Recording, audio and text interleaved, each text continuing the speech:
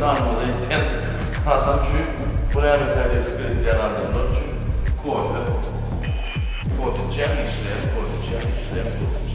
Vishwan Vivalamur salonuna payitahtından en kırmızı ve meşhur salonların biriydi ve şu an kaynaklanıyorduk değerli Vivalamur için yürüyüp süren aydınma ona makan parlak geldi adaklarını birlikte baş güzelleri fiilayan, seriyan her kimin görmek istediği ve Vivalamur salonu bir kreasyona oluşturulur adıyla.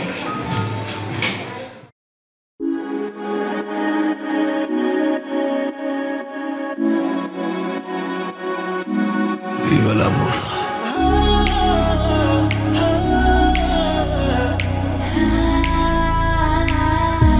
Seni görmesem olmaz, sevmesem olmaz.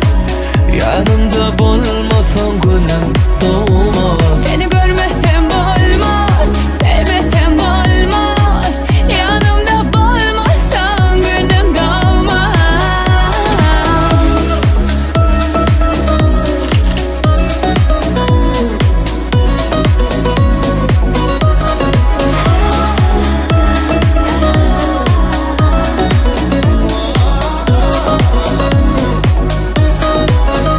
Yanımda kan işim uğruna eğer taşlaşaysam demem sorular.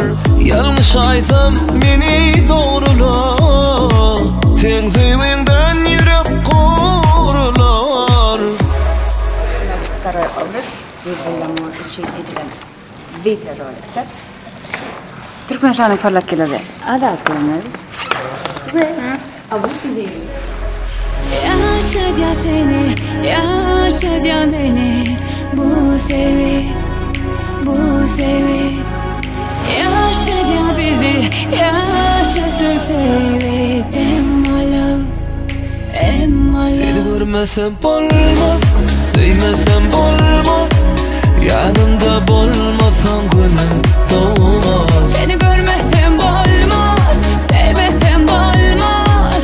Yanımda olmazsan gönlüm doğmaz.